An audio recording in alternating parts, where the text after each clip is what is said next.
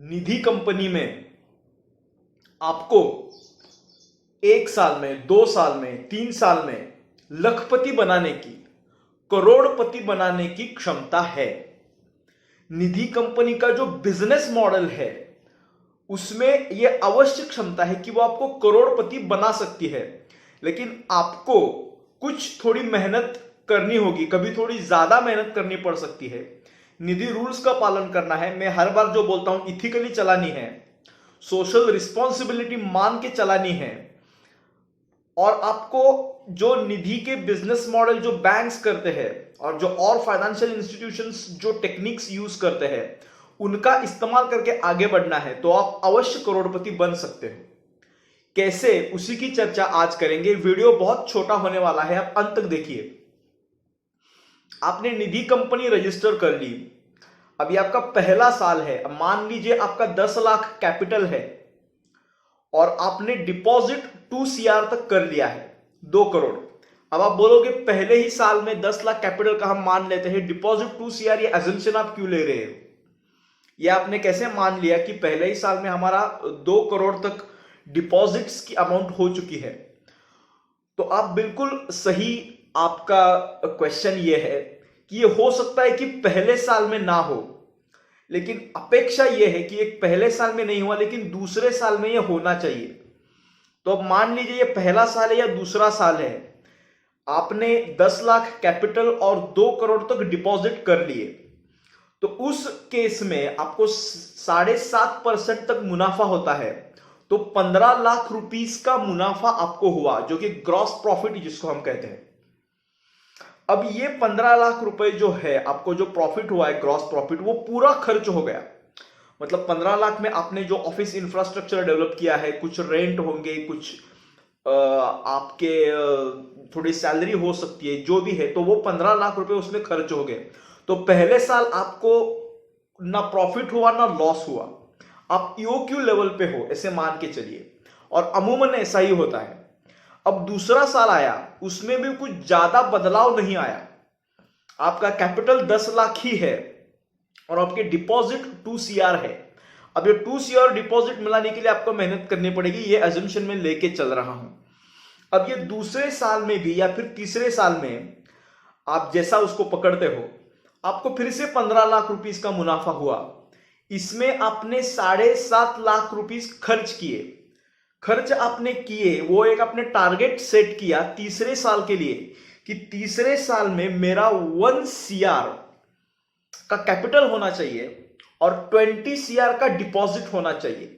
ये आपने target set किया और 20 CR डिपॉजिट लोन में कन्वर्ट होना चाहिए।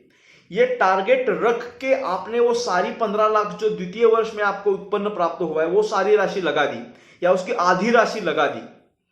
अब आप तीसरे साल में आते हो, तो तीसरे साल में आपने 1 करोड़ कैपिटल अचीव किया। ये मेहनत आप करते आ रहे हो और आपने डिपॉजिट का भी लिमिट अचीव किया, तो उस केस में आपको 1.5 करोड़ का मुनाफा होगा। ये होता ही है। तो तीसरे साल में ही आपकी निधि कंपनी CR में चली जाएगी, मतलब करोड़ में आपको प्रॉफिट हुआ है। अब इससे ज्यादा मेहनत आपने की, आप चौथे साल में गए, आपने इस टारगेट को दोगुना कर लिया, आपने 2 CR कैपिटल रखा और 40 CR का डिपॉजिट लिमिट रखी, वो आपने अचीव की, तो आपको 3 करोड़ प्रॉफिट चौथे साल में हो गया है। अब ये पूर्ण रूप से संभव है, इसमें असंभव सी कौन सी भी बात नहीं है। इसमें दिक्कत यह है कि हम निधि कंपनी या कोई भी सोचता ही नहीं है कि हमारे इतने डिपॉजिट होंगे या इतना कैपिटल हो सकता है या इतनी सारी राशि लोन में कन्वर्ट होगी। तो ये विजन आप रखिए तो आप उसको अचीव अवश्य कर पाओगे। ऐसी बहुत सी निधि कंपनी है जिन्होंने अचीव किया है या इससे भी बहुत आगे वो चले गए हैं, तो आप क्यों नहीं कर सकते? तो निधि कंपनी के मॉडल में यह संभव है और निधि कंपनी का बैंकिंग सेक्टर का मॉडल ही ऐसा है जिसको कभी उसका एंड नहीं है। जब तक ये सृष्टि है तब तक बैंकिंग सेक्टर रहेगा, इसमें कोई दो राय नहीं होगी। तो निधि का मॉडल बहुत ही सही है। आप बैठिए, एक कागज पेन लेके बैठिए और सोचिए कि मुझे 2 CR का डिपॉजिट लेना है तो मुझे क्या क्या करना पड़ेगा। आप उसकी एक लिस्ट बना सकते हो। आप उसमें आप ये मत सोचिए मुझे ये अभी संभव है कि नहीं है। आप सिर्फ इतना ध्यान में रखिए कि मुझे ऐसी एक सूची बनानी है।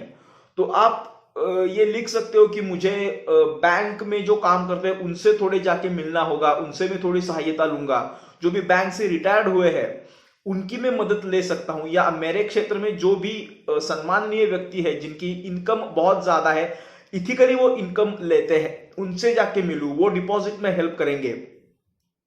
या मैं कुछ ऐसा नेटवर्किंग बनाऊं, मार्केटिंग अंडर, आप डायरेक्टली पब्लिक मार्केटिंग इसमें नहीं कर सकते, अंडर करेंट मार्केटिंग जो रहता है, तो मैं लोगों से जुड़ूं, मेरी एक टीम उसके लिए काम करेगी। ये सब आप उसका ब्लूप्रिंट बनाते हो तो आप ये पाओगे। पहले तो आपको थोड़ा अचूबा हो सकता है कि इतना सब कुछ करना पड़ सकता है, लेकिन मुझे ये करना है। इस दौर से आप जब सोचना चालू करते हो तो कुछ समय में आपको लगेगा कि ये मुमकिन है, ये हो सकता है, और फिर आपको उसी के लक्ष्य के पीछे आपको जाना है। जो भी अभी मोटरसाइकिल इंडस्ट्री लीजिए, वो पहले टारगेट सेट करते हैं, हमको इतनी गाड़ियां ये साल में बेचनी है, और उस हिसाब से वो उनकी सारी मैकेनिज्म रन करते हैं। तो आपको भी ये टारगेट सेट करना है। जैसे मैंने अभी बोला, पहले 2 साल में एकदम लिबरल रखा है, 10-10 लाख का ही कैपिटल मान के चला है, लेकिन तीसरे चौथे साल में आपको बहुत ज्यादा बड़ी छलांग लेनी है।